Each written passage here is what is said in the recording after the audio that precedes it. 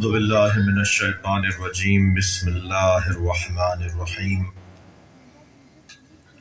الحمد للہ رب العالمین وصلی اللہ علی سیدنا مولانا بالقاسم محمد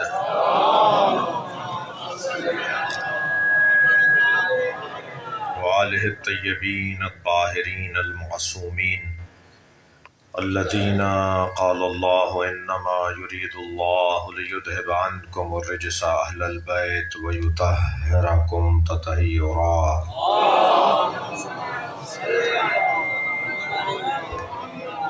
ولعنة الله على أعدائهم أجمعين من يوم عداوتهم إلى قيام يوم الدين أما بعد قال الحكيم في قرآن الكريم بسم الله الرحمن الرحيم الف لام را تلك آیات الكتاب المبین انا انزلناه قرآنا عربيا لعلكم تعقلون نحن نقص عليك أحسن القصص بما أوحينا إليك هذا القرآن وَإِن كُنْتَ مِن قَبْلِهِ لَمِنَ الْغَافِلِينَ إِذْ قَالَ يُوسُفُ لِأَبِيهِ يَا أَبَتِ إِنِّي رَأَيْتُ أَحَدَ عَشَرَ كَوْكَبًا وَالشَّمْسَ وَالْقَمَرَ رَأَيْتُهُمْ لِي سَاجِدِينَ قَالَ يَا بُنَيَّ لَا تَقْصُصْ رُؤْيَاكَ عَلَىٰ إِخْوَتِكَ فَيَكِيدُوا لَكَ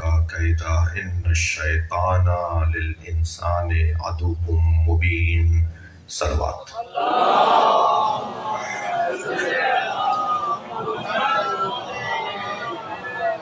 سورہ مبارکہ یوسف کی پہلی دو آیتوں پر آج گفتگو کا موقع ملے گا اور تیسری آیت کو بھی کچھ تبرکاً اس پر غور کریں گے۔ اور آج کی اس نشست میں جیسا کہ آپ کو احساس ہے کہ پہلی دو نشستیں ہماری مقدماتی گفتگو میں مکمل ہوئیں، اس بات کے اعتراف اور احساس کے ساتھ کہ وہ بھی ناتمام رہی اور تشنہ فکر و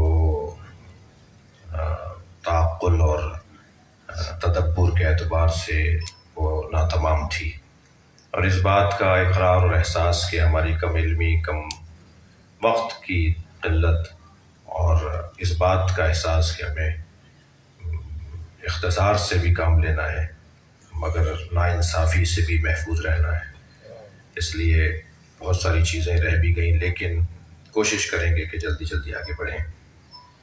آج جس آیت کی ہم نے تلاوت کی، یعنی پہلی آیت جو قرآن مجید میں سورہ مبارکہ یوسف میں الف لام را، کل حروف مقطعات پر قدرے کافی و شافی بات ہو چکی ہے کہ حروف مقطعات کیا ہیں اور حروف مقطعات کو خود مقطعات کیوں کہا جاتا ہے۔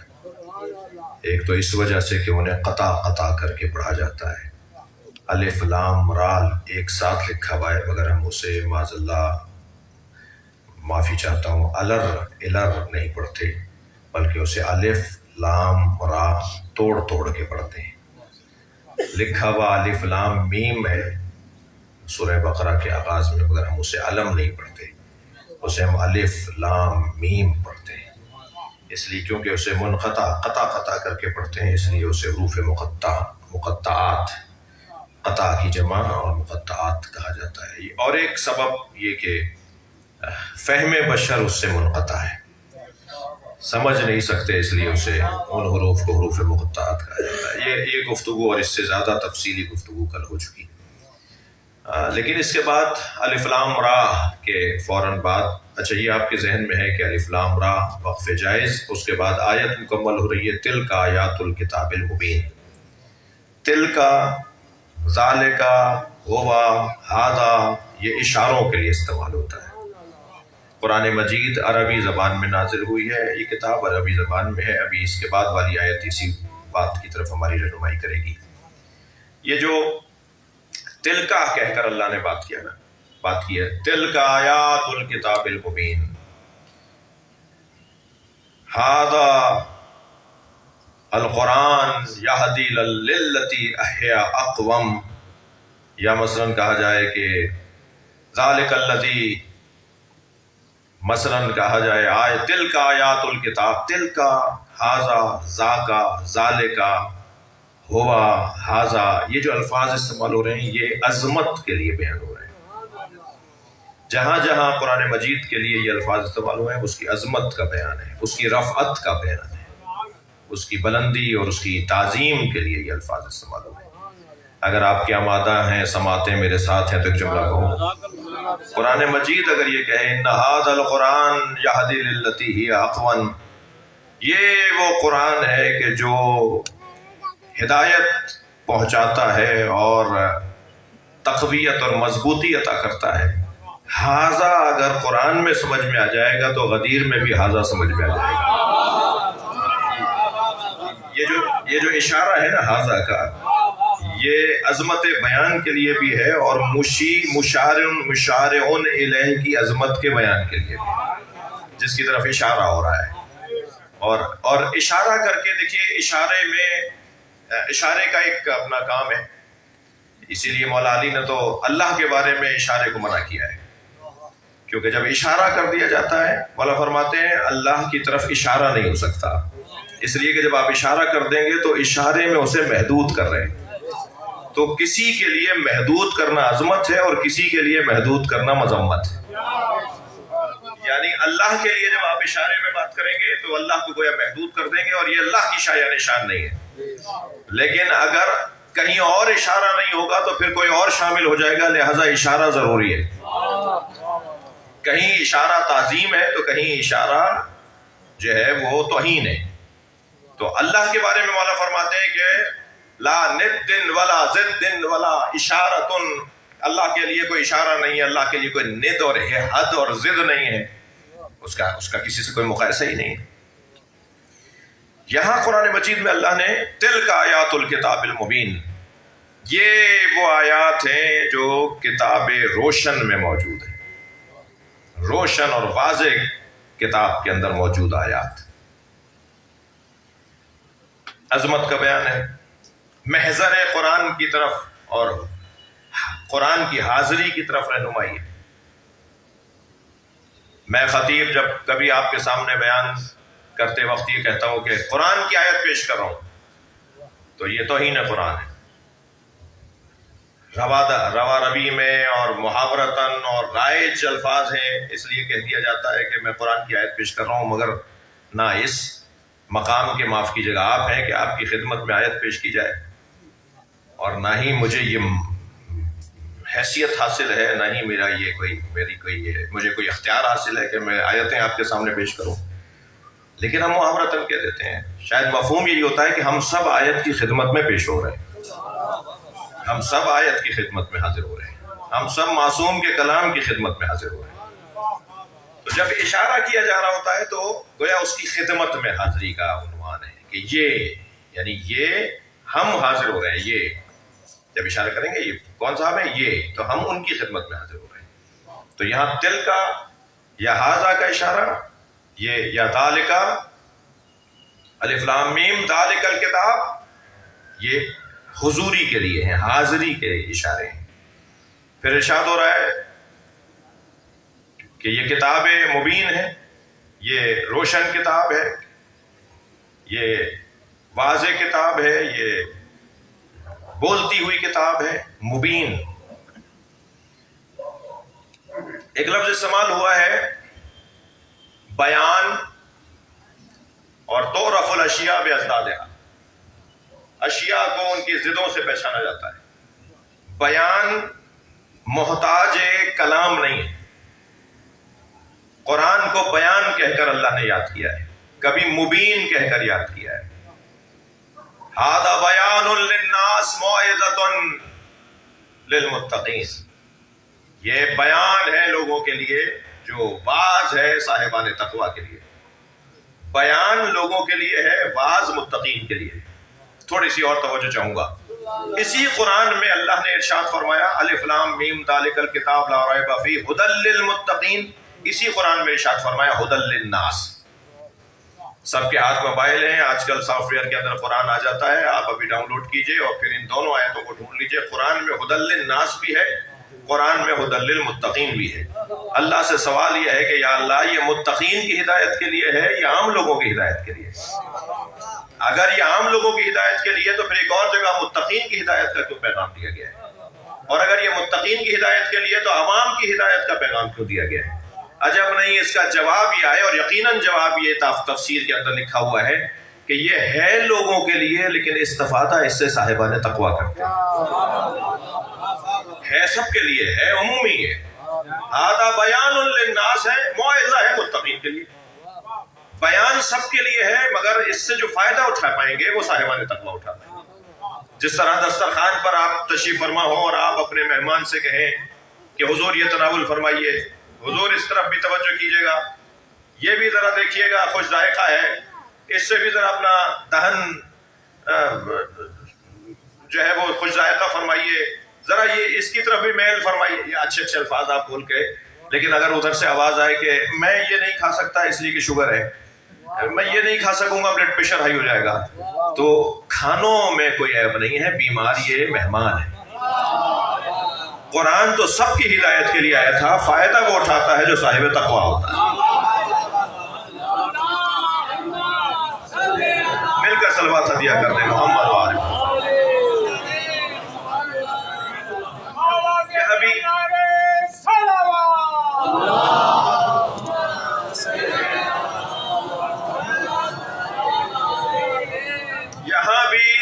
آیات الکتاب المبین کے اوپر غور کر رہا ہوں۔ مبین بیان، روشن واضح کتاب ہے، آیات کتاب مبین، واضح اور روشن آیات خدا، آیات قرآن، آیات کتاب۔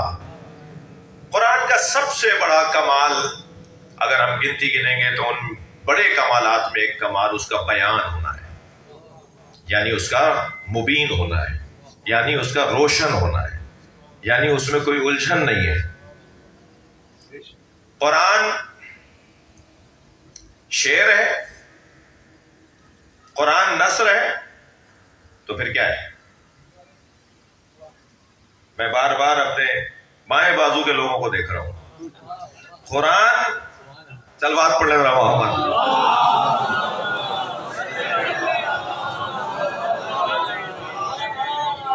قرآن اگر نثر ہے تو آپ کہہ رہے ہیں نہیں، اس لیے کہ وہ نثر کے تقاضوں سے اور نثر کے مطالبات سے اور نثر کی شرائط سے بالا تر ہے۔ قرآن نظم ہے تو نظم کی شرائط سے بالا تر ہے یا مختلف ہے۔ نظم کی جو شرائط ہیں، میں ان صاحبان ادب کو اپنی معلومات سے ان کی دعائیں چاہوں گا۔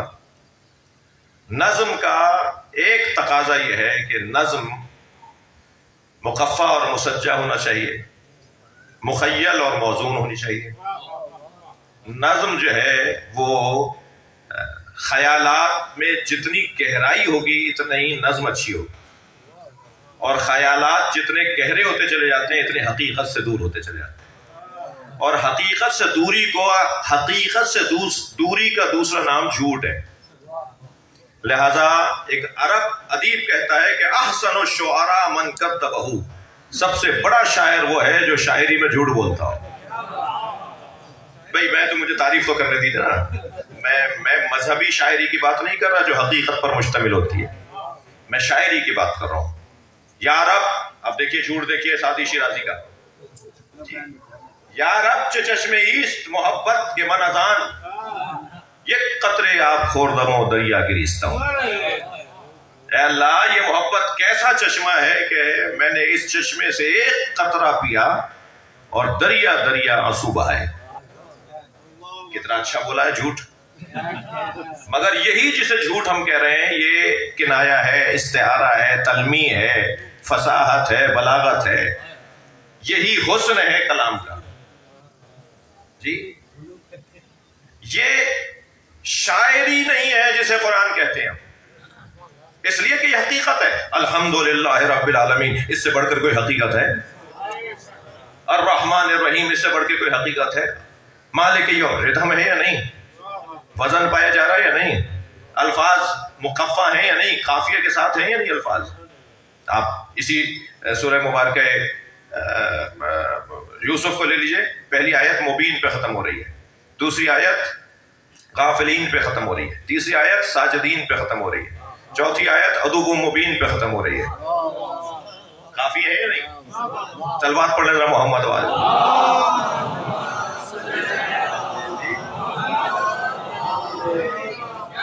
اللہ کافیوں میں بات کر رہا ہے مگر شاعری نہیں ہے جی، انتہائی گہرے پیغامات ہیں اور انتہائی حقیقت ہے، مگر یہ شعر کے تقاضوں سے بالاتر اور نظم کے تقاضوں سے بالاتر۔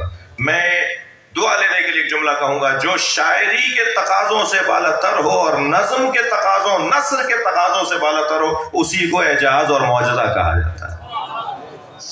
جو کسی کلام کی دونوں قسموں کا پابند بھی نہ ہو اور کلام بھی ہو۔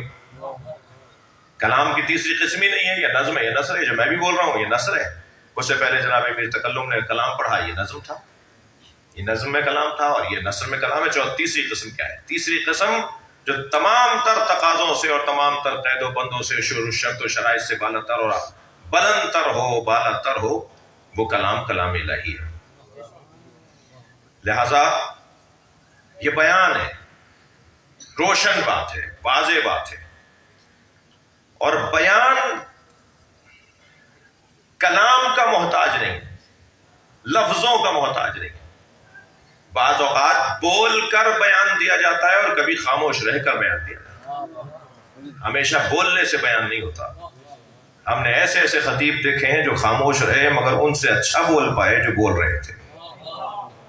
حضرت معصم تمار، دیبل خزائی، یہ خاموش رہتے تھے تب بھی بول رہے ہوتے تھے۔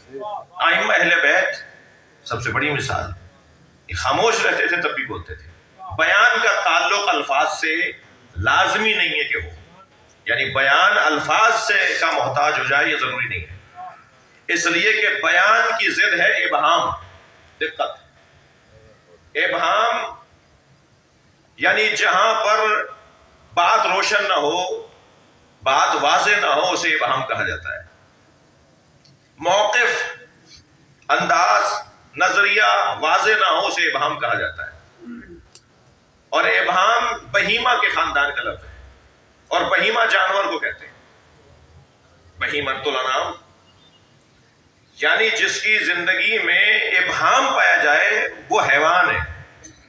تو ممکن ہے کہ کوئی انسان نظر آئے مگر اس کی زندگی میں ابہام پایا جانے کی وجہ سے وہ جانور نہیں، جانوروں سے پستر ہو جائے، یہ ممکن ہے۔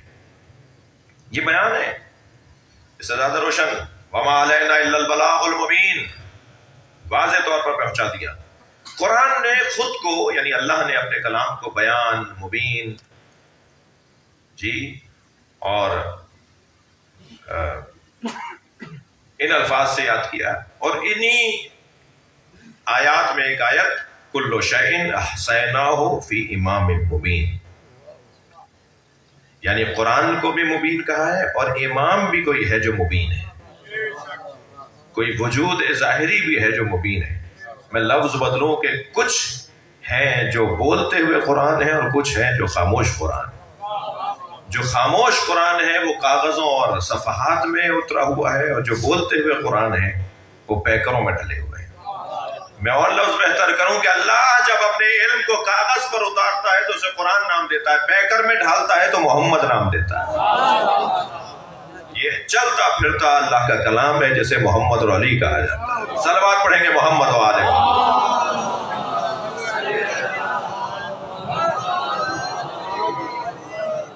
تلک آیات الکتاب المبین انا انزلناہ قرآنا عربیا لعلکم تعقلون، سورہ یوسف کی دوسری آیت۔ دقت آپ کی میرے ساتھ ہے، یہ میرے لیے اعزاز ہے۔ ترجمہ سنیے اس آیت کا، انا انزلناہ قرآنا عربیا، ہم نے اسے نازل کیا ہے پڑھی جانے والی، عربی میں پڑھی جانے والی کتاب۔ تو اسے اور ہے، قرآن اور ہے، ہم نے اسے نازل کیا قرآن بنا کر، پڑھی جانے والی۔ وہ جو اسے اس کا اشارہ انا انزلناہ ہو کا اشارہ کس طرف ہے؟ وہ کتاب مکنون، لا یمسہ الا المطہرون، وہ کتاب مکنون کہ جسے صاحبان طہارت کے علاوہ کوئی مس نہیں کر سکتا. جب اسے وہ ڈھالتا ہے، لفظوں میں ڈھالتا ہے، پیکروں میں اتارتا ہے، لفظوں کے قید اور بند میں اتارتا ہے، تو اس کے پاس، اللہ کے پاس عربی سے زیادہ بہتر زبان نہیں تھی. یعنی قرآن عربی میں کیوں نازل ہوا ہے اس پر بھی گفتگو کرنی ہے. اور اللہ نے اسے عربی میں نازل کیوں کیا ہے، انگلش میں نازل کیوں نہیں کیا؟ اللہ نے اسے فارسی میں نازل کیوں نہیں کیا؟ جی اللہ چاہتا تو اردو سے وقت بنا لیتا. اللہ نے اور زبانوں میں نازل کیوں نہیں کیا، عربی میں ہی نازل کیوں کیا ہے؟ لعلکم تعقلون. ایک علت تو اس نے خود بتا دی، لعلکم تعقلون، اور 6 علتیں میں تفسیر کے مطالعے کے بعد آج آپ کے سامنے بتاؤں گا کہ کیوں عربی میں اللہ نے قرآن کو نازل کیا ہے. ہم نے اسے نازل کیا ہے عربی میں پڑھی جانے والی کتاب تاکہ تم غور کرو. قرآن یعنی جسے پڑھا جائے، قرآن جسے پڑھا جائے، قرأت سے ہے نا، یہ قرأت کے خاندان کا لفظ ہے، جسے پڑھا جائے مگر جو عربی میں پڑھی جائے، اور تاکہ تم غور کرو. عربی میں کیوں؟ دقت چاہوں گا. سب سے پہلا سبب ترتیب میں جو میں نے پہلا رکھا ہے، وہ ممکن ہے کہ ہمیشہ پہلا نہ ہو، لیکن میرے ذوق کے مطابق پہلا سبب محبوب کی زبان ہے. میرا محمد عربی بولتا ہے. صلوات پڑھ لیں محمد وآل محمد.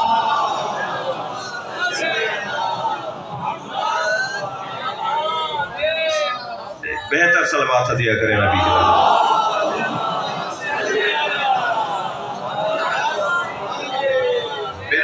میرے محبوب کی زبان ہے. ہر شخص اپنی مادری زبان میں بات کرنے کو ترجیح دیتا ہے یا نہیں؟ اچھا، مادری زبان کسے کہتے ہیں؟ مادری زبان ان کی سندھی ہے، اس لیے کہ وہ پہلا تصور جو زبان میں لے کر آتے ہیں وہ سندھی ہے. اچھا، یہ ضروری نہیں ہے کہ جو سندھی گھر میں پیدا ہو اس کی مادری زبان سندھی ہو. ماں کی زبان کو مادری زبان نہیں کہتے جی. وہ زبان جو اصل ہو. ممکن ہے کوئی انگلش زبان بولنے والا ہو مگر وہ اردو میں پہلے سمجھتا ہو. بس جو پہلا فہم جس بات کے لیے آمادہ ہو، جس سانچے میں، جس قالب میں، جس زاویے میں، جس ظرف میں پہلا مطلب اترتا ہو، مطلب جس ظرف میں پہلی مرتبہ اترتا ہو، اس ظرف کو زبان کی دنیا میں مادری زبان کہتے ہیں. ممکن ہے کہ کوئی مثلا عرب زبان لوگوں کے گھر میں پیدا ہو، ماں تو عربی بولتی ہے، ابا تو عربی بولتے ہیں، مگر ان کی مادری زبان عربی نہیں ہے. مادری زبان کا مطلب ماں کی زبان نہیں ہے. زبانوں میں جو ماں زبان ہے اس کے لیے اسے مادری زبان کہا جائے گا، جس میں مثلا جس میں اس کا لاشعوری میں اور چھٹی حص جو جس کے اندر کام کرتی ہے وہ ہے مادری زبان. فطری طور پر انسان مادری زبان کو ترجیح دیتا ہے. مادری زبان اچھا اس سے ہٹ بھی نہیں سکتا، وہ اس کے ہاتھ میں بھی نہیں ہے. ایسا نہیں ہے کہ وہ اس نے اختیار کر لیا کہ آج تک میری مادری زبان یہ تھی، اب میری مادری زبان یہ ہے. وہ مادری زبان اس کے اختیار میں بھی نہیں ہے. ممکن ہے کہ اس کی زبان مادری بدلتی ہو، یعنی کچھ عرصے تک تو وہ فلاں مادری زبان تھی اس کی، اب اس کی مادری زبان کچھ اور ہو گئی ہے. یہ بھی ممکن ہے. بس جس زبان میں پہلا فہم، پہلی بات سمجھ میں آتی ہو اسے، جس زبان میں وہ سمجھتا ہو، وہی مادری زبان ہے. ابرار بھائی ایسی ہے. نبی کی مادری زبان عربی کا حق بنتا ہے کہ اسے قرآن کو اس میں نازل کیا جائے. دلیل دے رہا ہوں، توجہ چاہوں گا. سب سے پہلے تو یہ کہ لعلکم تعقلون، تاکہ تم غور کرو. غور کرنے کا مطلب پورا ہی تب ہوگا، غور کرنے کا مقصد پورا ہی تب ہوگا جب کوئی بات تو ہو. کیا غور کریں؟ کس پہ غور کریں؟ کیا بولا ہے جو غور کریں؟ کون سا تیر مارا ہے تم نے؟ کیا بولا؟ کیا بات کی ہے جو غور کریں؟ یہ کون سی بات کی ہے جو غور کریں؟ یہ سارے سوالات آپ اٹھا سکتے ہیں اگر آپ سے کہیں کوئی غور کرنے کی دعوت دے. لیکن جب گہرائی ہو، جب اس میں وسعت ہو، جب اس میں پیغامات متبادل اور متنوع ہوں، جب ایک لفظ کے اندر کئی معنی نکلتے ہوں، تب تو یہ بات ہوگی کہ اس پہ غور کرو۔ جب کوئی بات ہی نہیں ہے تو غور کیا کرنا ہے؟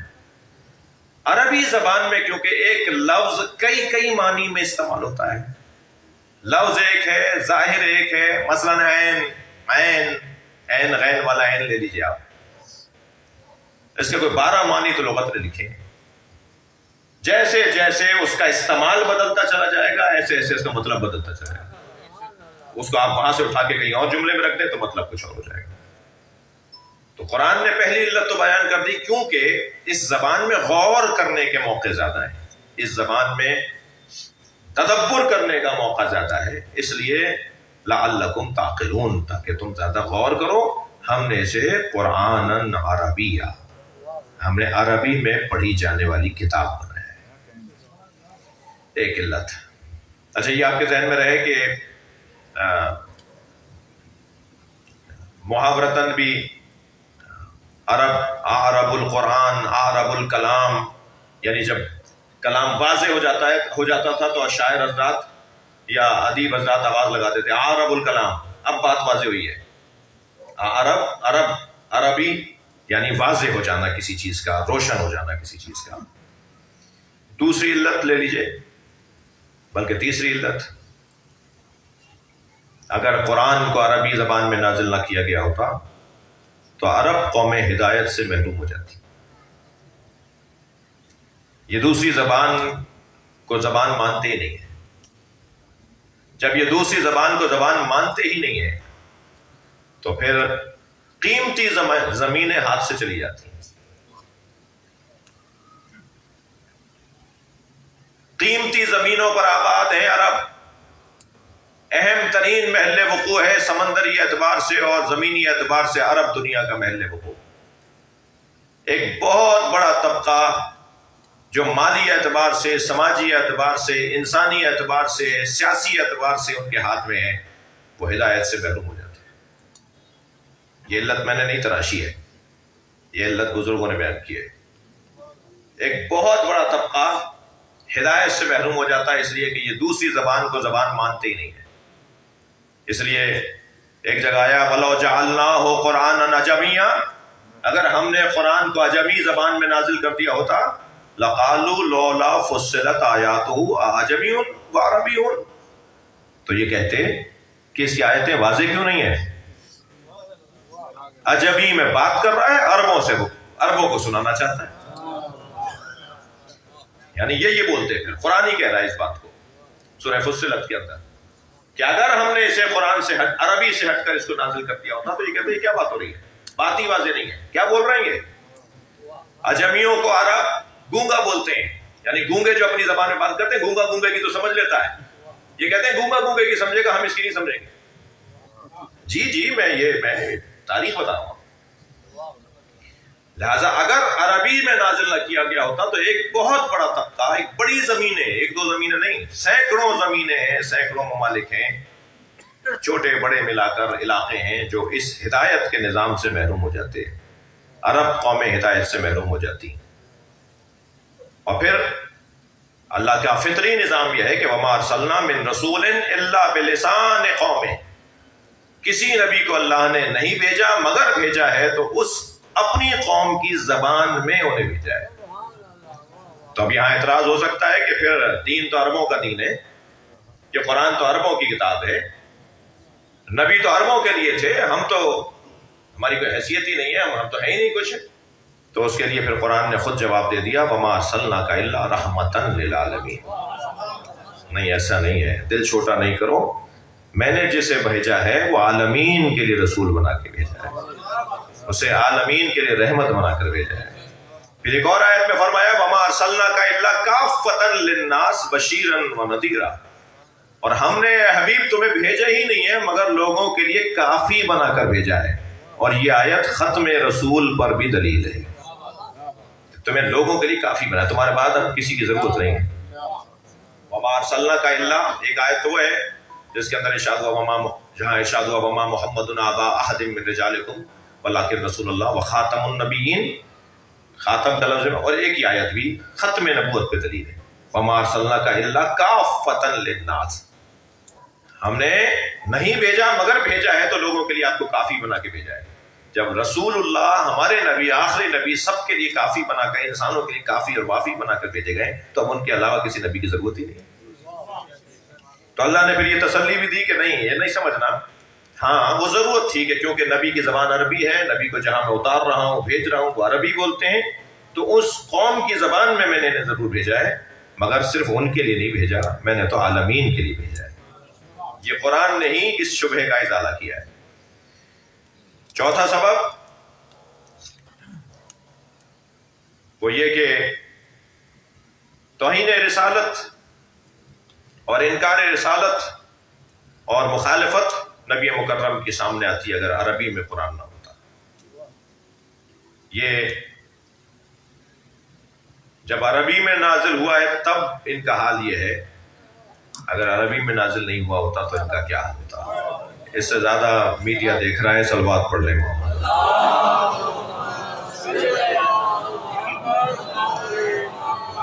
اور بہرحال قرآن مجید نے عربی کو اہمیت دیتے ہوئے ایک اور جگہ ارشاد فرمایا کہ کیونکہ یہ دوسری لغتوں سے زیادہ وسیع لغت ہے، اس کے اندر معانی اور مفاہیم زیادہ پوشیدہ ہو سکتے ہیں، رکھے جا سکتے ہیں، تو دو جگہ قرآن نے اس لہجے کو اپنایا ہے۔ ایک تو یہی جو سورہ یوسف کے اندر ہے، اِنَّا أَنزَلْنَاهُ قُرْآنًا عَرَبِيًّا لَعَلَّكُمْ تَعْقِلُونَ، اور دوسری جگہ فرمایا اِنَّا جَعَلْنَاهُ قُرْآنًا عَرَبِيًّا لَعَلَّكُمْ تَعْقِلُونَ۔ سورہ زخرف میں اور سورہ یوسف میں اتفاق سے سورہ زخرف کی تیسری آیت ہے اور سورہ یوسف کی دوسری آیت ہے، مگر دونوں میں فرق یہ ہے کہ ایک جگہ کہا اس نے ارشاد ہوا اِنَّا أَنزَلْنَاهُ، یہاں پر کہا ہے سورہ یوسف میں، اور سورہ زخرف میں فرمایا اِنَّا جَعَلْنَاهُ قُرْآنًا عَرَبِيًّا لَعَلَّكُمْ تَعْقِلُونَ۔ تو جعل اور انزال یہ دو لفظ استعمال کیے اللہ نے، یعنی قرار دیا ہے، یا عربی میں قرار دیا ہے، عربی میں قرار دیا ہے، قرآن عربی میں اتارا گیا ہے، تو جعل عربی ہے اس کی، حقیقت عربی نہیں ہے اس کی، حقیقت اس کی عربی نہیں ہے، حقیقت اس کی عربی کی تمام تر وسعتوں کے باوجود اس سے بالاتر ہے۔ پھر ایک بحث اور بھی ہے، وہ یہ کہ عربی زبان کے لیے نبی مکرم نے فرمایا انا عربی والقرآن عربی والکلام اہل الجنہ عربی، میں عربی ہوں، قرآن عربی میں ہے اور جنتیوں کی زبان بھی عربی ہے۔ تو ممکن ہے کہ ہمارے محترم سننے والے کہیں کہ پھر تو ہم جنت میں جائیں گے نہیں، اس لیے کہ ہماری زبان تو عربی نہیں ہے، لیکن صلوات پڑھ لے ذرا محمد۔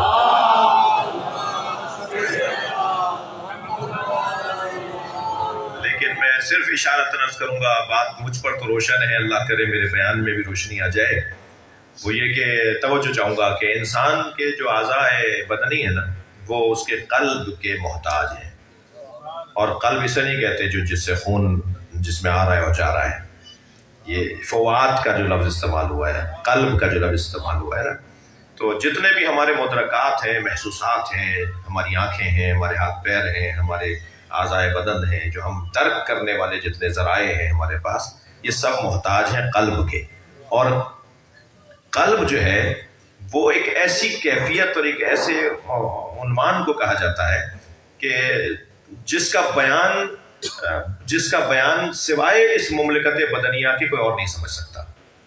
کتنی ہی دفعہ ہوا ہوگا کہ آپ پر ایک بات آپ کے دل پر اتر چکی ہو اور آپ سمجھا نہ پا رہے ہو، کتنی ہی دفعہ ہوا ہوگا کہ آپ نے ایک بات کو یقین سے مان لیا مگر آپ سمجھا نہیں پا رہے، اور آپ الجھ کے کہتے ہیں کہ بھائی میرے گلے پہ چھری رکھ دو، بات یہی کروں گا، میں سمجھا نہیں پا رہا ہوں۔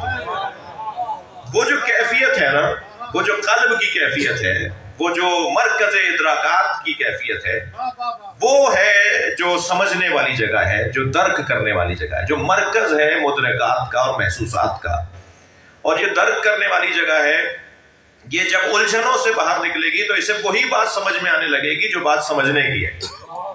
یہ جب ان قیدوں سے نکلے گا کہ ہاتھ جو بتائے گا وہی مانے گا، زبان جو سمجھائے گی، جو آنکھیں دکھائے گی وہی مانے گا، جب ان قیود سے باہر آئے گا اور صرف قلب رہ جائے گا، مرکز رہ جائے گا، جسے کبھی اللہ نے وجہ اللہ کہا ہے، کبھی اللہ نے حجت اللہ کہا ہے، جب صرف اور صرف وہ وجود رہ جائے گا تو پھر وہی بات سمجھ میں آئے گی جو اس کا خالق سمجھانا چاہ رہا ہے۔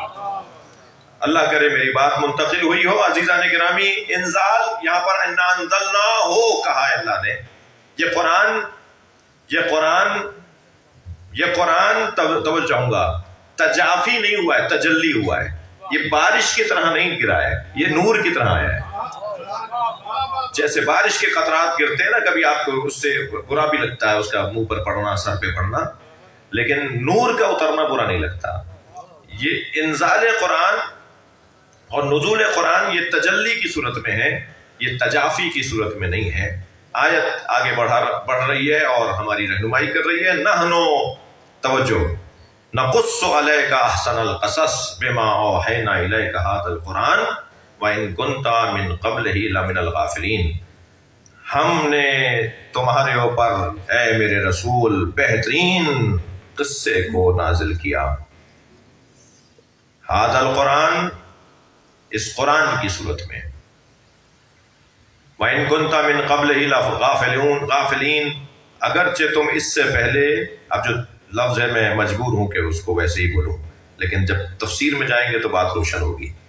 ان کنتا من قبلہ لمن الغافلین، اگرچہ اے میرے نبی تم اس سے پہلے نہ جاننے والوں میں تھے. بہت ہی دل سے اور اہتمام سے ان کنتا من قبلہ لمن الغافلین پر میں آپ سے کل بات کرنا چاہوں گا. یہ آیت تو یہ بتا رہی ہے کہ آپ جانتے نہیں تھے. ادھر ہم دعوے دار یہ ہیں کہ وہ یہ پڑھ کر آتے ہیں. آیت یہ کہہ رہی ہے کہ ان کے پاس علم نہیں تھا. ادھر ہم دعوے دار ہیں کہ ان کے پاس علم ان کی خلقت سے پہلے کا ہے، ابھی دنیا میں آئے نہیں تھے کہ یہ علم لے کر آئے تھے. اسی قرآن سے ہم روشن کرنے کی کوشش کریں گے کہ غافل کا مطلب جاہل نہیں ہے. غافل کا مطلب جاہل نہیں ہے. اور ان کنت من قبلہ لمن الغافلین، یہ جملہ جو ہے وہ آپ کے عدم علم اور معاذ اللہ نہ جاننے کی طرف ہماری رہنمائی نہیں کر رہا، بلکہ اسی کے اندر نبی مکرم کی عظمت پوشیدہ ہے. لب و لہجے سے ظاہری طور پر تو یہ نظر آتا ہے کہ جیسے اللہ یہ کہہ رہا ہو کہ تم تو جانتے نہیں تھے، ہم نے تمہیں بتایا ہے.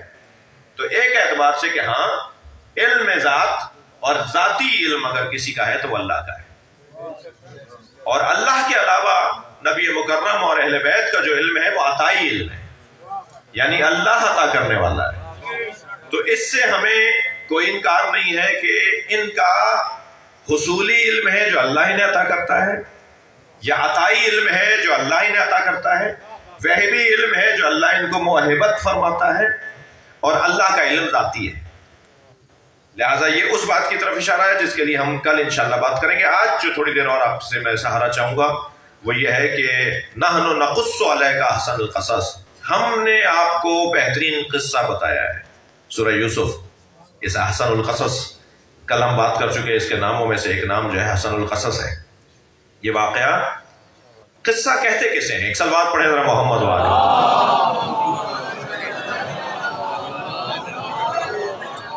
قصے کی 3 قسمیں ہیں. قصہ 3 ناموں سے یاد کیا جا سکتا ہے. قصہ یعنی مجسم زندگی، قصہ یعنی تجربے کا بیان، قصہ یعنی تاریخ گوئی. قصے کی 3 تعریفیں کی گئی ہیں. قصہ یعنی مجسم زندگی، جب آپ کسی کی زندگی کو مجسم کریں تو اسے کہیں گے قصہ گوئی، اسے قصہ کہا جائے.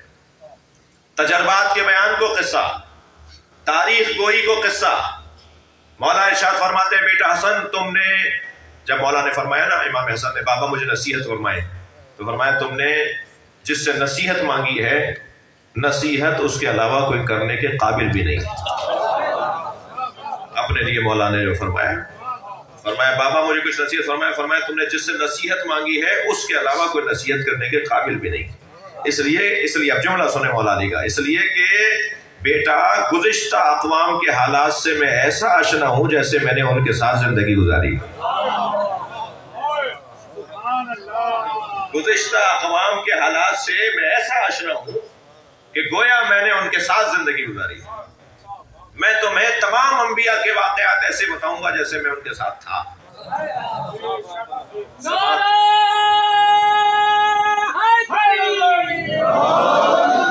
میں گزشتہ امتوں کے حالات تمہیں ایسے بتاؤں گا کہ جیسے میں گویا ان کے ساتھ تھا. توجہ چاہوں گا. میں گویا ان کے ساتھ تھا. توجہ، آپ نے مولا کا ایک لقب کرار مکرر سنا ہے. آپ نے مولا علی کا ایک لقب کرار مکرر سنا ہے. کرار میدان میں ڈٹنے اور جمنے والے کو بھی کہا جاتا ہے، مگر یہ مطلب محدود نہیں ہے. کرار اسے کہتے ہیں جو ہر زمانے میں پلٹ کر آیا، جو ہر دور میں پلٹ کر آیا، جس نے ہر ایک کی مدد کی ہو، اسے کرار کہا جاتا ہے. میں اپنی بات پر دلیل کے لیے سہارا چاہ رہا ہوں. قرآن مجید میں روح القدس کا ذکر ہے. روح القدس لیس بملکن، وہ ملک نہیں ہے. روح القدس اللہ نہیں ہے.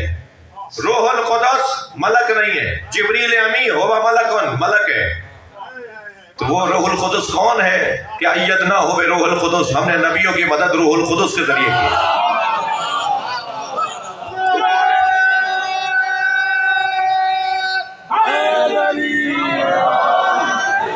اللہ تو وہ ہے نہیں، ملک وہ ہے نہیں، جبریل امین نہیں ہے اس لیے کہ جبریل ملک ہیں. تو یہ روح القدس کون ہے جن کے ذریعے، جس کے ذریعے اللہ نبیوں کی مدد کرتا رہا ہے. وہ روح القدس جس کے ذریعے اللہ نبیوں کی مدد کرتا رہا ہے، اسے ہم اپنی عقیدت کی زبان میں علی کہتے ہیں.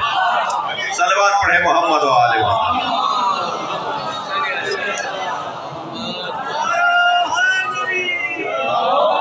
بلندتر صلوات نبی کی طرف.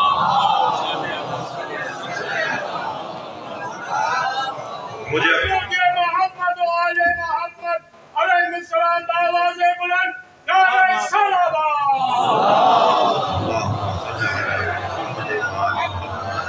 بہت شکریہ، بہت شکریہ. مجسم زندگی کو قصہ کہا جاتا ہے اور تجربے کا بیان قصہ کہلاتا ہے اور تاریخ گوئی قصہ کہلاتی ہے. قرآن میں جو قصے موجود ہیں اور جو قصے آپ اور میں بیان کرتے ہیں، ان میں فرق ہے. قرآنی قصوں میں اور بہت ساری چیزوں میں ایک یہ، قرآنی قصوں میں اور ہمارے بیان میں آنے والے قصوں میں چند فرق ہیں. میں نے 5 فرقوں کو ترتیب دیا ہے. سب سے پہلی بات تو یہ کہ یہاں قصہ گو خود خدا ہے. نحن نقص، اللہ کہہ رہا ہے ہم نے بیان کیا یہ قصہ. صلوات پڑھ لیں ذرا محمد والے.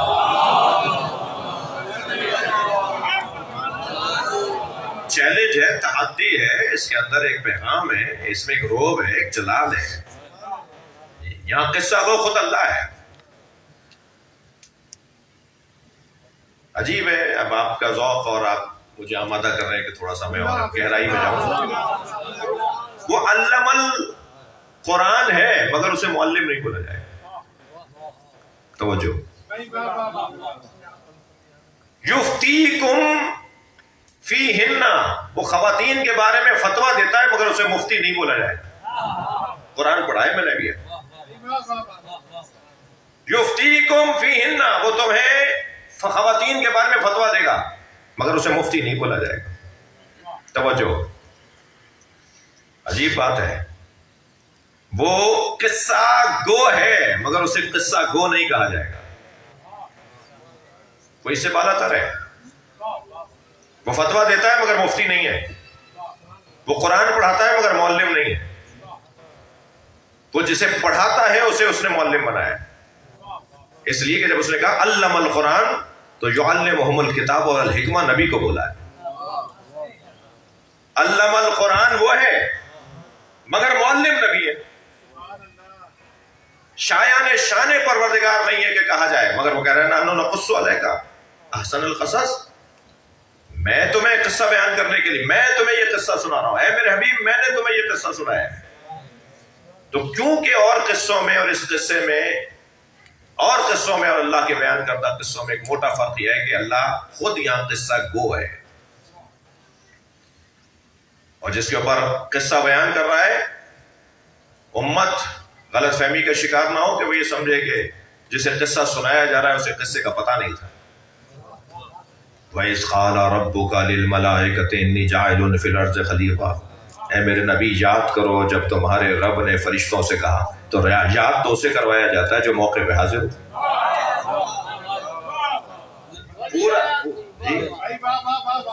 پورا فرشتوں کے ساتھ حضرت آدم کا جو قصہ ہے اسے اللہ نبی کو بیان کر رہا ہے، اور بیان کرتے ہوئے کہتا ہے یاد کرو۔ یاد تو اسے کروایا جاتا ہے جس نے دیکھا ہو، جو موجود ہو۔ بھائی یہ تو میں نبی کی بات کر رہا ہوں، بہت بڑی بات کر رہا ہوں۔ نبی کا لعاب دہن علی لے لے تو وہ جانتے ہیں کہ کیا گزرا ہے۔ اور زیادہ بات آ جائیے، پتہ نہیں کیا کہا، مجھے نہیں مل رہا، اس کی بنیادی گفتگو نہیں مل رہی۔ کیا کہا حضرت محمد حنفیہ نے امام حسین سے امام حسن کے بارے میں کہ امام حسین کو اچھا نہیں لگا۔ یعنی ایک بھائی نے ایک بھائی سے دوسرے بھائی کے بارے میں نہ جانے کیا کہا کہ امام حسین کو اچھا نہیں لگا۔ فرمایا ان اخل حسین، اب امام حسین کا جملہ، ان اخل حسین قد عالمنا علما، میرا بھائی حسین، میرا بھائی حسن، ان اخل حسین، ان اخل حسین، صلوات پڑھیں ذرا محمد والے۔ امام حسن سے نہ جانے کیا کہا حضرت محمد حنفیہ نے، کیونکہ وہ عربی جو ہے تو وہ تو تبدیل نہیں ہو سکتی نا۔ کیا کہا امام حسن علیہ السلام سے حضرت محمد حنفیہ نے امام حسین کے لیے، کہ امام حسن نے پھر جواب دیا، فرمایا ان اخل حسین، میرا بھائی حسین، قد عالمنا علما، میرا بھائی حسین ہم سب سے بڑا عالم ہے۔ ضروری نہیں ہے ہر بات سمجھ میں بھی آ جائے، صلوات پڑھیں ذرا محمد۔ یہ کوئی اچھا شوق نہیں ہے۔ مولانا کی بات سمجھ میں نہیں آئی تو بھائی یہ کسی اور جگہ کے لیے چھوڑ دو۔ ان اخل حسین قد عالمنا علما، میرا بھائی حسین ہم سب سے بڑا عالم ہے۔ واسقلنا حلما، اور ہم سب سے زیادہ حلم و بردباری میں ثقیل ہے، سنگین ہے۔ واقربنا من رسول اللہ رحما، اور رسول اللہ کی قربت حسین کو ہم سب سے زیادہ حاصل ہے۔ اب یہ تین جملے تو قابل ہضم ہیں کسی حد تک، مگر دو جملے ذرا سنیے۔ فرماتے ہیں میرے مولا امام حسن امام حسین کے لیے، فرماتے ہیں کانا یقرأ الوحی قبل ان ینطق، حسین نے قرآن نازل ہونے سے پہلے قرآن پڑھ لیا تھا۔ سبحان اللہ۔ کانا یقرأ الوحی قبل ان ینطق، قرآن منطوق ہونے سے پہلے، ملفوظ ہونے سے پہلے، قرآن منطوق اور ملفوظ ہونے سے پہلے، قرآن منزل ہونے سے پہلے حسین نے پڑھ لیا تھا۔ ابھی الفاظ میں نہیں ڈھلا تھا قرآن تو حسین پڑھتے تھے۔ کانا یقرأ الوحی قبل ان ینطق، اور آخری جملہ جو مولا امام حسن فرما رہے امام حسین کے لیے، کانا فقیحا قبل ان یخلق، حسین ولادت سے پہلے فقیہ تھے، مخلوق نہیں ہوئے تھے، فقیہ تھے۔ حسین کی تخلیق نہیں ہوئی تھی، حسین فقیہ تھے۔ میرا اور آپ کا فقیہ محترم ہے، معظم ہے، اس کے بغیر اجتہادی مسائل میں اور تحقیقی مسائل میں میرا آپ کا گزارا نہیں ہے، مگر میرا اور آپ کا محترم اور معظم فقیہ فتویٰ لکھنے کے بعد کہتا ہے واللہ اعلم، میں نے اپنی محنت کر دی ہے مگر حقیقت تو اللہ ہی جانتا ہے، میں نے اپنا اجتہاد دکھا دیا مگر حقیقت تو اللہ جانتا ہے۔ مگر جب حسین ابن علی بولیں گے تو یہ نہیں بولیں گے، حسین کہیں گے جو اللہ جانتا ہے وہ مجھے اللہ نے بتا دیا ہے۔ حسین کے فقیہ ہونے میں اور آپ کے میرے فقیہ ہونے میں یہ موٹا سا فرق ہے۔ صلوات پڑھنے محمد والے۔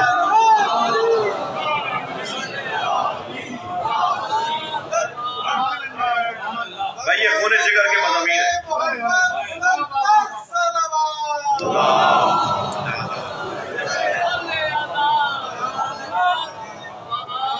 خون جگر کے مضامین ہیں جو آپ توجہ سے سن رہے ہیں۔ صلوات ہدیہ کرتے ہیں محمد والے۔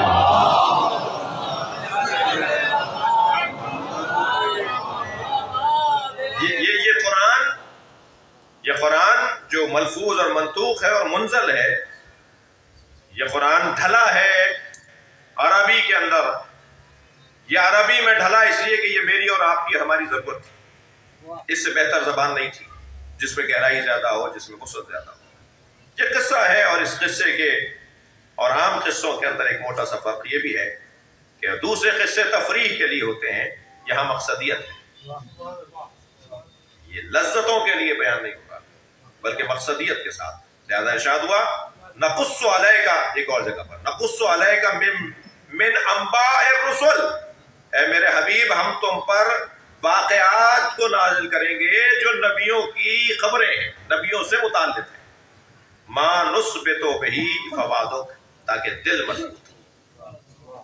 مقصدیت ہے واقعات کو بیان کرتے ہیں۔ تیسرا، یہ خیالات نہیں ہیں، مائیں اپنے بچوں کو قصے سناتی ہیں، خیالاتی ہیں، تصوراتی ہیں، کہانیاں ہیں، شاید حقیقت میں اس کا کوئی وجود ہی نہ ہو، لیکن یہاں خیالات سے بالا تر حقیقت ہے، جسے قرآن کہتا ہے نحن نقص علیک نبأہم بالحق، ہم تمہارے پر قصے کو نازل کر رہے ہیں اور یہ واقعات ہیں جو حق ہیں۔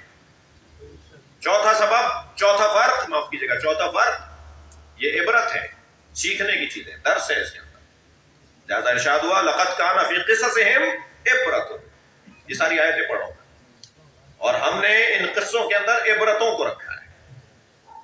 اور پانچواں سبب، اس لیے اللہ نے قصوں کو قرآن میں بیان کیا ہے تاکہ تفکر اور تعقل کا موقع ملے۔ کبھی غور فرمایا، بعض آیتیں بعض آیتوں کے ساتھ جڑی ہوئی محسوس نہیں ہوتی، آیت میں مذکر کی ضمیریں چل رہی تھی پھر مؤنث کی آ گئی، مؤنث کی چل رہی تھی پھر مذکر کی آ گئی۔ جو جانور پہاڑ سے گر کے مر جائیں، ایک جانور دوسرے جانور کو سینگ مار دے اور اس کے سینگ مارنے سے وہ مر جائے، یا اس پہ کوئی دیوار اور پتھر گر جائے اور مر جائے، یہ سارے جانوروں کا گوشت حرام ہے۔ الیوم اکملت لکم دینکم، آج ہم نے تمہارا دین مکمل کر دیا۔ کیا ربط ہے جانوروں کے حرام گوشت، جانوروں حرام ہو جانے والے جانوروں کے تذکرے کے ساتھ الیوم اکملت لکم دینکم کا کیا ربط ہے؟ یہ آیت کہیں اور کی ہے، یہ جو بظاہر مجھے اور آپ کو بے ربط آیت نظر آ رہی ہے، بے ربط آیت نہیں ہے، لعلکم تعقلون ہے۔ صلوات پڑھ لیں ذرا محمد وآلہ۔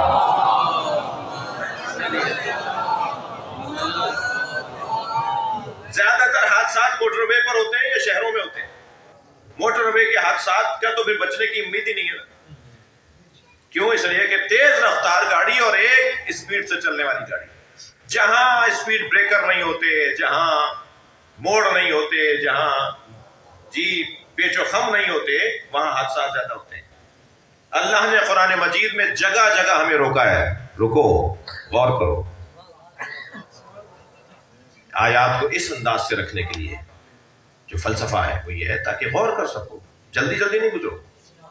اس آیت کے ساتھ تمہیں ربط نظر نہیں آ رہا، تم بس اسی میں الجھے ہوئے کہ ربط نہیں ہے، تم اس میں کیوں نہیں اتر رہے کہ تمہیں اس لیے روکا گیا ہے تاکہ غور کرو۔ لعلکم تعقلون، ہم نے تمہیں اس لیے یہاں رکھا تاکہ تم اس پر غور کر سکو۔ عزیزان گرامی، قرآن کا یہ جو سورہ ہے، میں شاید کل یا اس سے پچھلی نشست میں کہہ چکا ہوں کہ جب رشتہ دار، عزیز و اقارب، پڑوسی، دوست، احباب، خاندان والے، قوم اور گویا ملت والے، اپنے لوگ تنگ کرنے لگے تو حکم ہے کہ اس سورہ کو پڑھو۔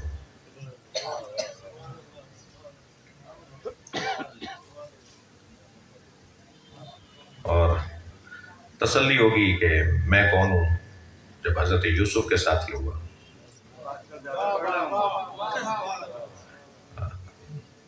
تسلی ہوگی کہ میری اور آپ کی، ہماری کیا حیثیت ہے جب ان لوگوں نے امام حسین کو مار دیا کہ جنہوں نے نبی کے دوش پہ دیکھا تھا، جنہوں نے زبان چساتے ہوئے دیکھا تھا۔ ہمیں حوصلہ ملے گا اس سورے کو پڑھنے کے بعد کہ جب نبی کے ساتھ یہ ہو سکتا ہے تو ہماری کیا حیثیت ہے۔ یہ مسائل ہمارے ساتھ بھی ہو سکتے ہیں۔ یہ سورہ اعتماد دینے والا سورہ ہے۔ میری اپنی آرزو خواہش بھی تھی، اور آج عالم شاہ جی نے بھی فرمایا کہ 2 جملے مصائب کے ضرور پڑھ دیں، تو چلیے حسین مولا کے ساتھ کیا کیا، صرف 2 جملے میں کہہ کر اپنی بات کو مکمل کروں، کمال دوں۔ جانتے تھے کہ یہ کون ہے۔ محدث دہلوی کہتے ہیں محرم نمبر میں، خاص اپنے رسالے کے اندر کہتے ہیں، اور شخص جو شہادتین میں بھی بلکہ انہوں نے اس کو لکھا ہے، وہ کہتے ہیں کہ کربلا میں عصر عاشور حسین اس حدیث کو بار بار زبان پہ دہراتے تھے کہ کیا تم نے میرے نانا سے نہیں سنا، ان الحسن والحسین سیدہ شباب اہل جنت، حسن حسین جوانان اہل جنت کے سردار ہیں۔ وہ کہتے ہیں یہ بار بار اس لیے حسین کہہ رہے تھے تاکہ یہ اس زمانے میں چلے جائیں اور انہیں اندازہ ہو کہ جنت تو حسین کے ہاتھ میں ہے، حسین کے بغیر تو کوئی جنت میں نہیں جائے گا۔ مگر عجیب بات تو نہیں تھی، کیا کہیں اس منزل پر کہ حسین مولا کو گھوڑے سے گرانے والے اللہ اکبر بول رہے تھے۔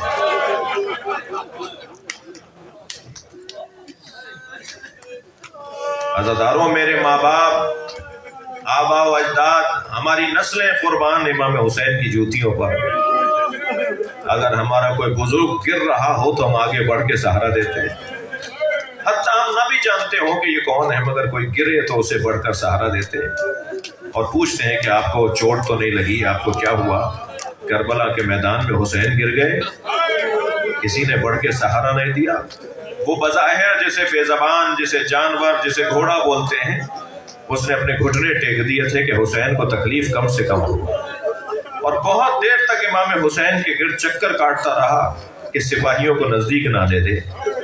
بس یہ واقعہ سن لیجئے، میں اپنے بیان کو مکمل کروں۔ پسر سعد نے آواز لگائی، کوئی ذوالجنہ کو تیر نہ مارے، میں نے بچپن میں نبی کو اس پہ بیٹھے دیکھا ہے۔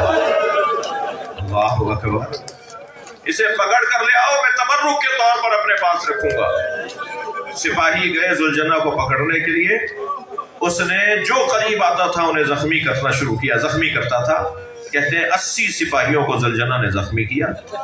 پھر پسر سعد کی آواز آئی، ذرا پیچھے ہٹو، دیکھو یہ کرتا کیا ہے۔ جب سپاہی پیچھے ہٹے تو گھوڑے نے دائیں بائیں دیکھنا شروع کیا تو اسے اندازہ ہوا حسین سے دور ہو گیا ہے، یعنی جہاں امام حسین کو اتارا تھا اجر و کمل اللہ، اب وہاں یہ نہیں رہا، حسین دور ہے، یہ کہیں دور آ گیا ہے۔ سنیں گے تو زمین پر ایسے پیر مار رہا تھا جیسے ماتم کر رہا ہو، اور پھر ماتم کرتا ہوا دوڑا ہے اس طرف جہاں حسین کو اتارا تھا۔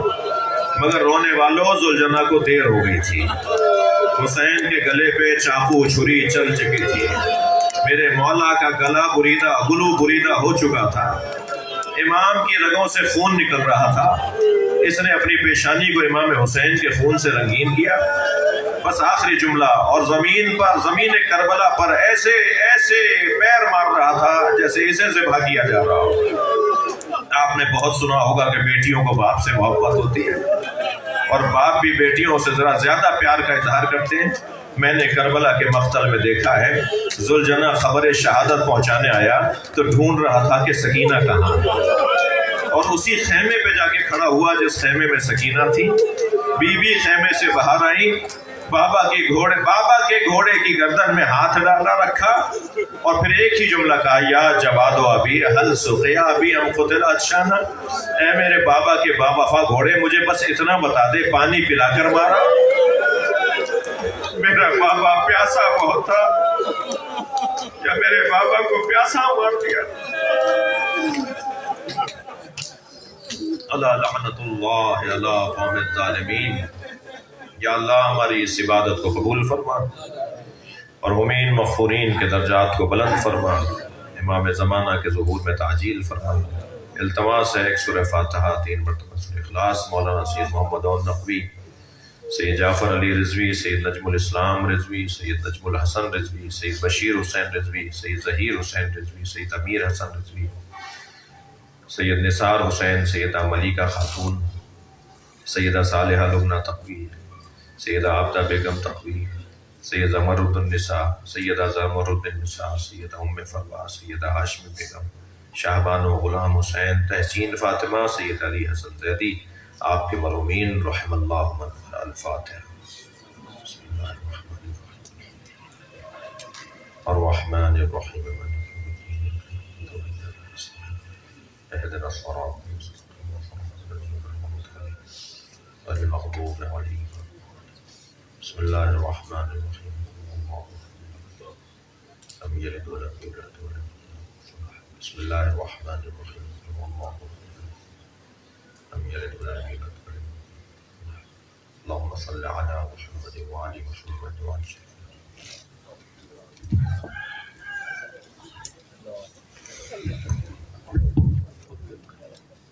متوجہ زیارت. السلام علیکہ یا ابا عبداللہ، السلام علیکہ یا ابن رسول اللہ، السلام علیکہ وعلا جدک و ابیک، السلام علیکہ وعلا امک و اختک و اخیک، السلام علیکم ورحمۃ اللہ وبرکاتہ.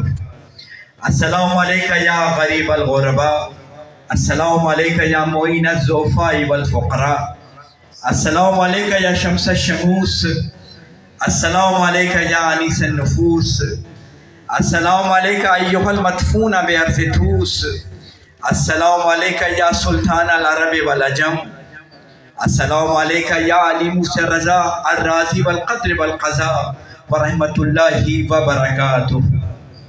السلام علیکہ یا سیدی یا مولائی یا آقائی، السلام علیکہ یا صاحب العصر والزمان، الامان الامان الامان من فتنة الزمان. السلام علیکہ یا شریک القرآن، السلام علیکہ یا مظہر الایمان، السلام علیکہ یا امام الانس والجان، السلام علیکہ یا امام زماننا ھذا اجل اللہ تعالی فرجک وسہل اللہ تعالی مخرجک وظہورک رحمۃ اللہ وبرکاتہ. مومنین کرام، تفسیر قرآن کا یہ سلسلہ کل انشاءاللہ 8:30 بجے تلاوت کلام پاک سے شروع ہو جائے گا. آپ تمام مومنین سے گزارش ہے کہ پابندی وقت کے ساتھ تفسیر قرآن کی مجالس میں شرکت فرمائیں. اللہم صلی علی محمد وعلی محمد. الحرمین کی جانب سے نشر تفسیر قرآن کی کل 5ویں مجلس ٹھیک 8:30 بجے شروع ہو جائے گی. تلاوت کلام پاک کے بعد محترم شاعر حسین شاعر اپنا منظوم نذران عقیدت بعنوان عظمت قرآن پیش کریں گے. قبلہ حجت الاسلام والمسلمین علامہ شہنشاہ حسین نقوی صاحب ٹھیک 9 بجے سے بے منبر ہوں گے. مومنین کرام، تمام دنیا میں یہ مجالس تفسیر براہ راست دیکھی جانی ہے. الحرمین کے فیس بک پیج پر، علامہ شہنشاہ حسین نقوی صاحب کے فیس بک پیج پر، PCN پہ لائیو ہیں، ہادی ٹی وی پہ انشاءاللہ وقت مقررہ پہ یہ مجالس ٹیلی کاسٹ کی جانی ہے، اور نالج گیٹ پہ بھی. مومنین سے گزارش ہے وقت کی پابندی سے ان مجالس میں شرکت فرمائیں. کل کی مجلس میں نظامت کے فرائض قبیلہ نظامت کے بہت ہی محترم اور معتبر ناظر پروفیسر نجمی حسن صاحب فرمائیں گے. تلاوت کلام پاک کے بعد شاعر حسین شاعر صاحب منظوم نذران عقیدت پیش کریں گے، اور ٹھیک 9 بجے قبلہ شہنشاہ حسین نقوی صاحب مجلس تفسیر سے خطاب فرمائیں. مومنین کرام، ندیم نقوی صاحب نے آپ کو آگاہ کر دیا ہے کل اور باقی اشرے کے پروگرام کے لیے. میں دستبستہ آپ سے گزارش کروں گا یہ اشرا قبلہ شہنشاہ حسین نقوی صاحب کی ہدایت پر ان کی فیملی اور ہماری فیملی اور ہمارے اراکین اور ہمارے خدام جتنے کربلا اور نجف اور سامرا اور حج پہ لے کے جاتے ہیں، ان سب کی جانب سے منعقد کیا جا رہا ہے. اس کے انعقاد میں یہ تمام اہل محلہ شامل ہیں، خصوصاً ہمارے بزرگ عالم شاہ جی شامل ہیں، خصوصاً شمسی بھائی اس میں بھرپور شامل ہیں، اور ارشد بھائی بڑے بھرپور شامل ہیں، جاوید بھائی، اور یہ پوری شارع حبیب ابن مظاہر کے جو مقیم افراد ہیں، ہمارے مرزا بھائی، محسن بھائی اور لیاقت بھائی، یہ سب اس عشرے کے انعقاد میں شامل ہیں. خصوصی طور پر قبلہ شہنشاہ نقوی صاحب اور ان کے اہل خانہ اس کے انعقاد میں شامل ہیں.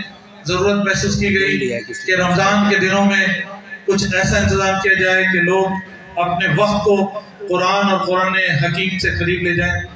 میں ملتمس ہوں ان سب کے لیے جو اس میں شامل ہیں، پروردگار ان کی توفیقات میں اضافہ کریں. ہمارے ابرار بھائی اس میں شامل ہیں، ندیم نقوی بھائی خصوصی طور پہ شامل ہیں اس کے انعقاد میں، شعراء کے ارینجمنٹ میں. سید نوازش رضا بھرپور طریقے سے شامل ہیں، اور جمران کا مدرسہ جو مفتیان کرام اور جو حافظ بڑی تعداد میں اس شہر اور اس ملک کو مہیا کر رہا ہے، جمران کی ٹیم بڑی بھرپور شامل ہے. میں دعا گا ہوں ان شعراء کے لیے جو قرآن کریم پہ قصیدے لکھ رہے ہیں، میں دعا گا ہوں ان بچوں کے لیے جو قرآن کو حفظ کر رہے ہیں، اور میں دعا گا ہوں قبلہ شہنشاہ حسین نقوی صاحب کے لیے جو اپنا قیمتی وقت نکال کے شہر کراچی خصوصاً رضویہ میں اس عشرہ تفسیر قرآن کے انعقاد میں ہمارے ساتھ ساتھ ہیں. اس کے علاوہ میں دعا گا ہوں آپ تمام مومنین کے لیے جو یہاں پہ تشریف لا رہے ہیں اور اپنا قیمتی وقت اس عشرہ تفسیر قرآن میں شامل کر رہے ہیں. جو لوگ کراچی سے باہر ہیں، ندیم بھائی نے عرض کر دیا قبلہ علامہ شہنشاہ حسین نقوی صاحب کے فیس بک اور یوٹیوب چینل پہ لائیو دیکھ سکیں گے. الحرمین ٹریول کے پیج پہ آپ لائیو دیکھ سکیں گے. اور ہم جو ہے وہ جو لوگ نالج گیٹ وے سے اسے لائیو دیکھ سکیں گے. پی سی این کراچی کے بہت سارے حصوں میں اسے لائیو دکھا رہی ہے. میں بڑا مشہور ہوں القائم والنٹیئرز کا اور رضویہ سوسائٹی کی اسکاؤٹس کا کہ وہ آپ کی رہنمائی کر رہے ہیں. میں علی کونسل کے رضا بھائی اور محمد میاں بھائی کا انتہائی مشہور ہوں، ان کے لیے دعا گو. ٹیٹو بھائی دنیا کے 7 سمندر پار بھی اس کو دیکھ رہے ہیں اور اس کی تبلیغ کر رہے ہیں، میں ان سب کے لیے بڑا مشہور ہوں. اس کے علاوہ کل اسی وقت جو ہے وہ 8:30 بجے ایک قاری انشاءاللہ جن کا تعلق جمران سے ہوگا اور وہ قرآن پہ انشاءاللہ قصیدہ پیش کریں گے. اس کے علاوہ ایک شاعر جو ہے وہ ایک منظوم کلام قرآن مجید پہ پیش کریں گے، اور اس کے بعد ٹھیک 9 بجے قبلہ مولانا شہنشاہ حسین نقوی صاحب جب ممبر ہوں گے.